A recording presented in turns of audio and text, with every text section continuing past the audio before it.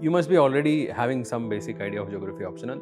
This period, so from June, July until the end of August, where you are going to write your mains examination, this period is very, very crucial for you. And the value addition which you are going to do, the practice which you are going to do, will change your entire course of preparation. In my opinion, in every page there should be a figure. Okay, so particularly when we talk about physical geography, anything which we discuss, it can be, so in a very simple manner. Okay, so just put a small box and draw a figure and do a labeling and put a small heading. Okay, so it has to be done through thorough practice. You cannot do it on the day of exam. Compare the questions which have been asked in the previous year's papers and compare it with the syllabus. And if you can directly match it, that means that is a high impact area. Note it down. If you cannot match it directly from the syllabus, but repetitively it has been asked, that means that it is a hidden theme. So particularly when we talk about the human geography, the topics of economic geography or regional planning, or even the settlements. So there's no proper source which comprehensively covers everything. In addition to this, there are certain topics which are hidden inside the syllabus, which we find it through PYQs.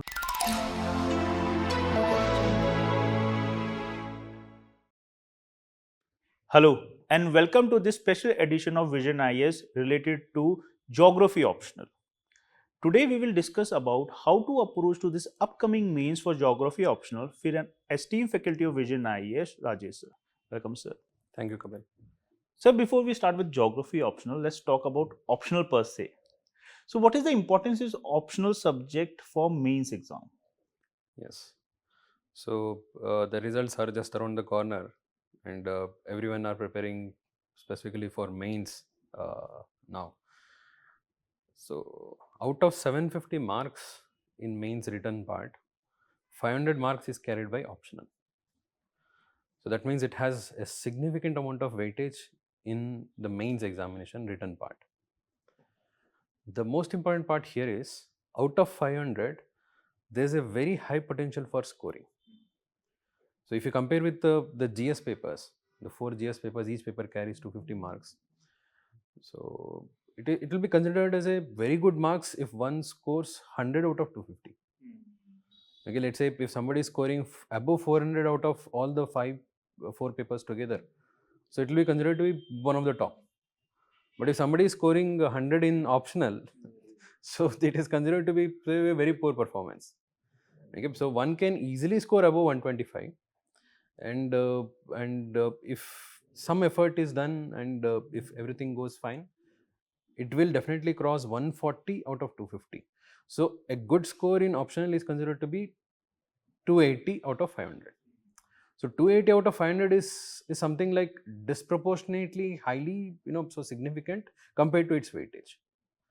And particularly if a person who is appearing mains and then going to appear for interview, if he has not done thoroughly well in optional, he may appear for interview, but his chances of getting his name into the rank list is going to be very, very less.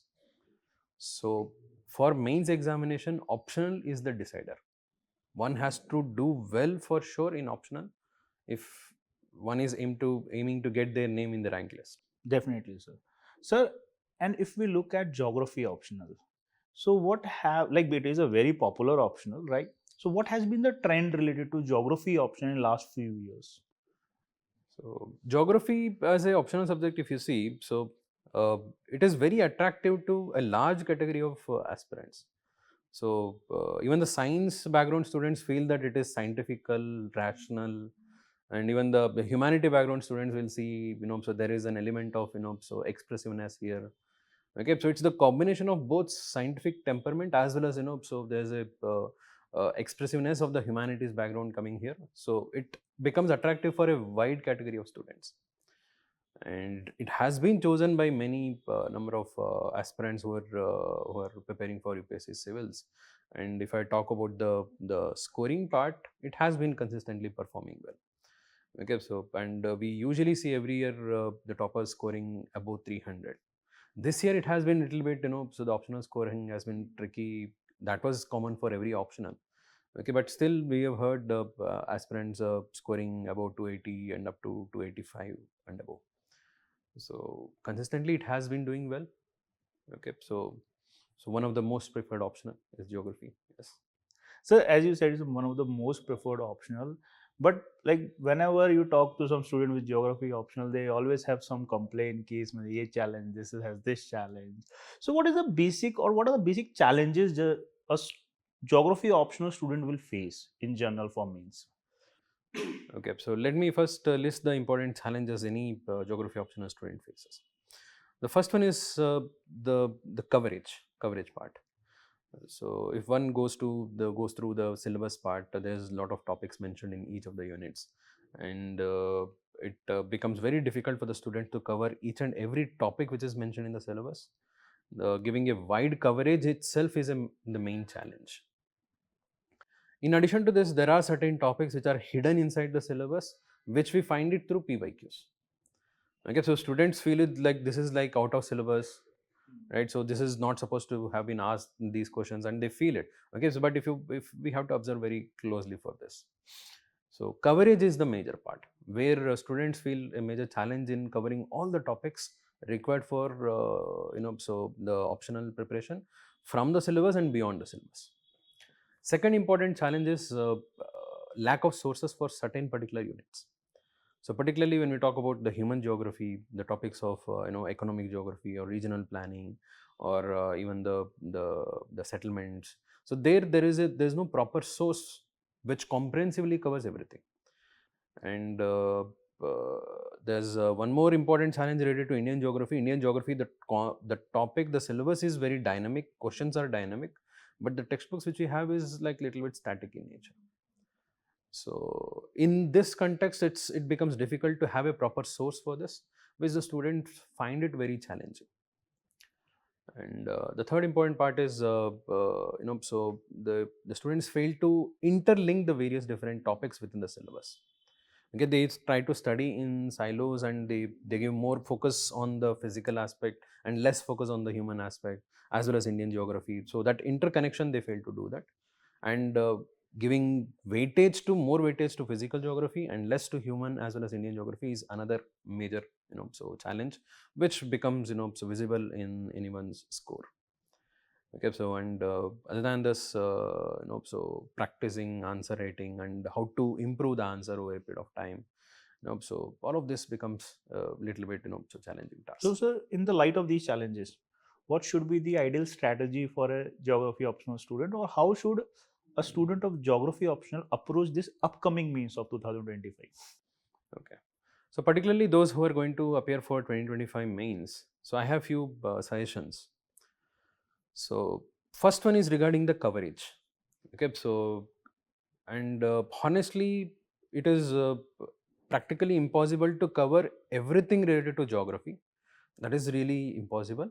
So rather than that, one should focus on high impact areas. Okay, so there are certain topics for sure the questions are going to come, and through PYQ analysis, we can very clearly see that there have been many repetitive questions on those particular topics. Okay, so for example, in geomorphology, when we talk about it, the plate tectonics or the landforms or the mountain building. Okay, so all of these topics we can pick from the syllabus and prepare thoroughly. So the topics which are definitely going to come in one or the other way, please make 100% effort to be thorough about that. The second thing is through PYQ analysis, we have to identify certain peripheral areas, certain important topics, which is usually considered as not important, but through PYQ analysis, we will find out that yes, it is very important. For example, when we talk about water resources, okay, so every year, directly or indirectly, there will be some questions related to water resources. Okay, so and also related to let's say environmental issues. Okay, so disasters and those aspects. Okay, so definitely there will be questions. People usually do not prepare specifically about them. Okay, so we need to identify those areas through PYQ analysis. Last 10 years of PYQ analysis for sure, they have to do it. Okay, so through that we can so compare the questions which have been asked in the previous year's papers and compare it with the syllabus. And if you can directly match it, that means that is a high impact area. Note it down. If you cannot match it directly from the syllabus, but repetitively it has been asked, that means that it is a hidden theme. So try to focus those areas also. That means those neglected areas which usually asked by UPSC, but usually students don't target. In addition to this, there are certain areas which is given in the syllabus, but not many questions have been asked. So those areas again we should not neglect, because so directly or indirectly you can use it in your answers. Try to develop a broad overview. Okay, so through this we have a overall coverage of the entire syllabus, both what is given in the syllabus notification directly, as well as those which are covered through PYQ. And most important part is, try to have one page short summary of important topics. Of course, we will not be able to cover every topic, but important topics which are significant, which where there is a very clear chance of questions being asked. Each of them you can make a one page summary which covers so the holistically the entire topic, so that we can revise this and recollect it this while writing the answers. Talking about the human geography, my suggestion is, so please try to so cover thoroughly the models and link it with every topic of human geography, whether we are talking about the economic geography or regional planning or settlement. So try to bring that linkage with the models and theories. Talking about the Indian geography, so please try to bring so the current context in every topic of Indian geography, whether it is asked or not, you need to integrate with the current context. So please don't go into too depth. Okay, so so we are not here to so develop an answer which is too technical. Rather, we want to make our answers too practical. For that, we need to link it with current affairs and make our answers more application oriented. Most important part, please practice on daily basis as well as through mock test. Daily basis will empower one in so correcting the mistakes which we are doing, and also let's to understand how exactly the valuation can be done. Mock test under examination environment, we can so assess our performance in the examination setup. Okay, so in a proper time bound manner. Sir, as you talked about practice, right? And as we say for like GS also and optional also, that if content is king, then answer writing is queen, right? So, what are the hero element of a good geography optional answers?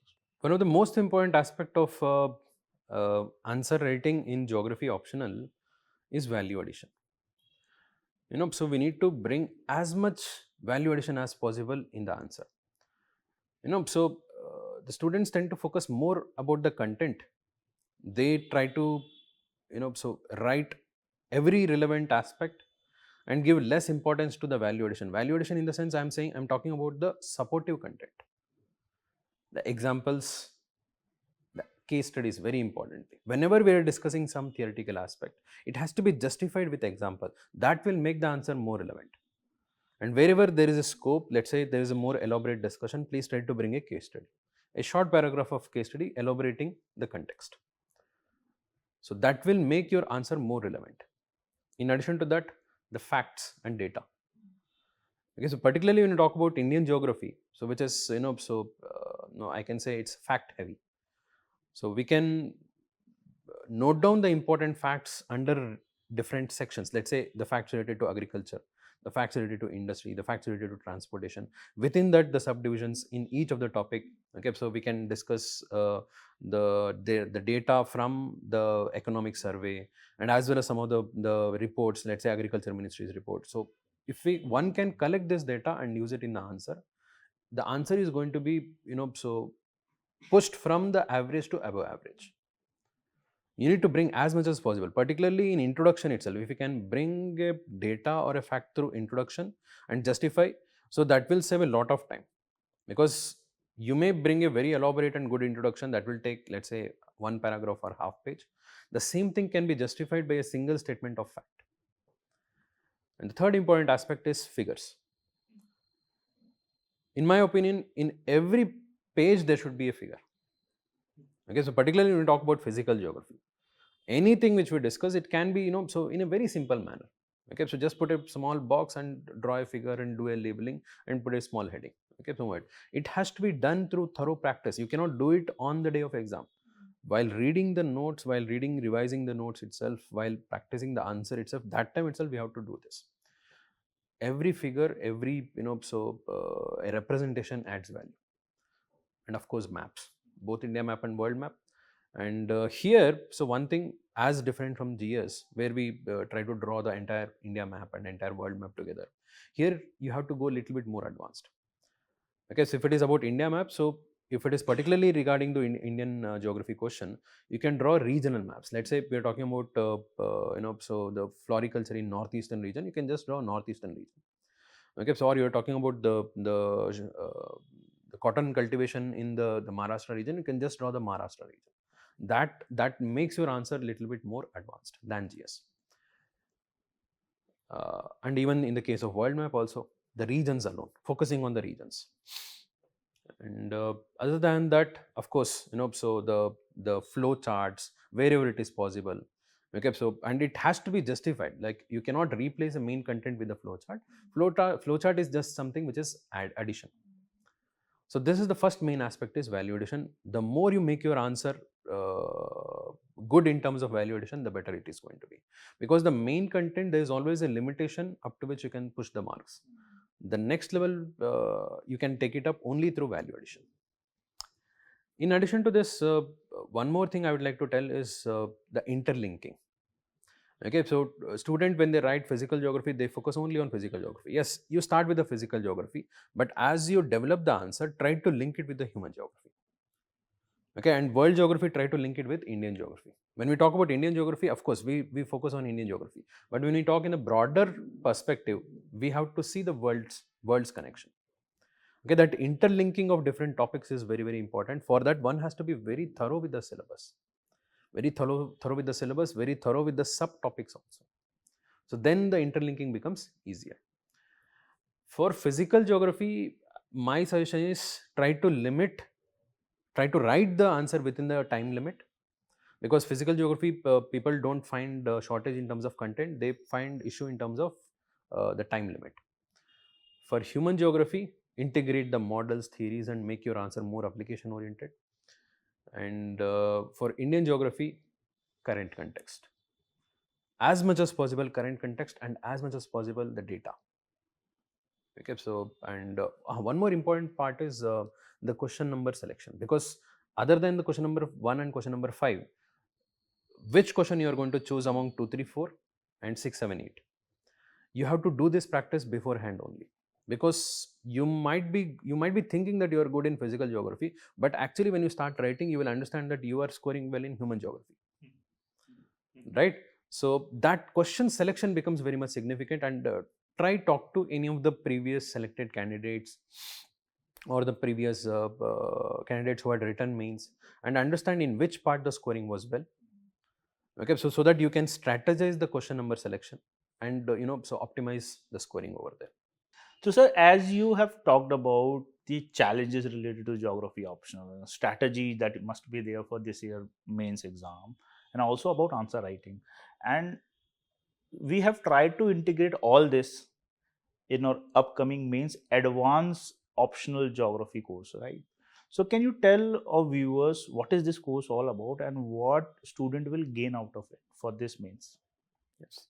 So we are going to launch the mains advanced course for optional, particularly targeting those students who are going to appear for 2025 mains. And of course, this can be utilized by those aspirants who are going to give in 2026 also, those who have already completed their basic foundation. So the idea is, in most of the cases, a student who has gone through some preparation of optional, they would have given focus more on the traditional areas.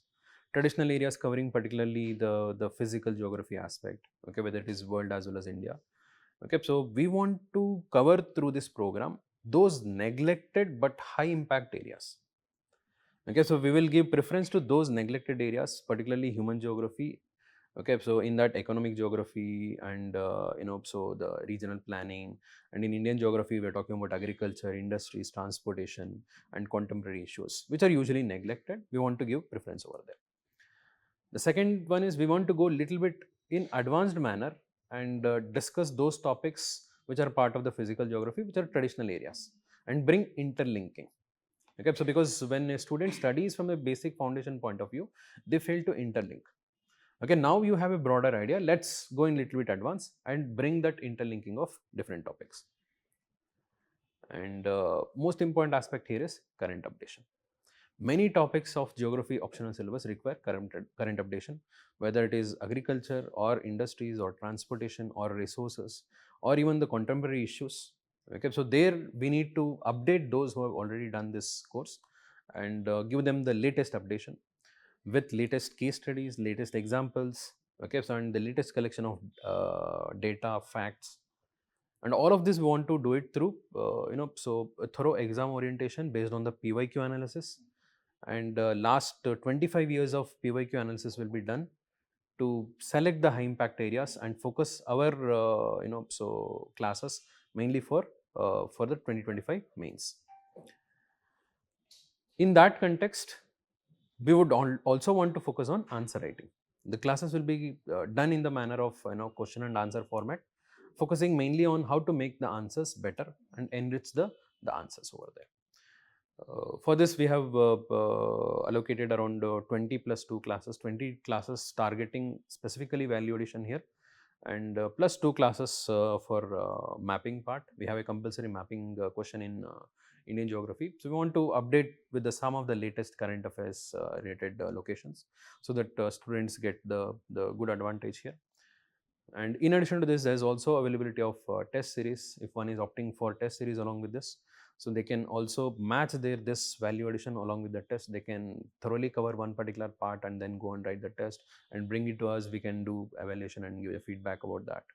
Okay, so our main intention, so to target those students who have done some basic foundation part in geography optional, and now they want to value add. Okay, so in terms of upgrade their content which is already existing. Okay, so that is the main purpose of this course. The idea is to get extra marks Yes. that will help you to sail through this mains. Yes. To take you from 200 to 280. 280. So that those 50, 80 marks that you are lacking, we will help you reach there. Okay.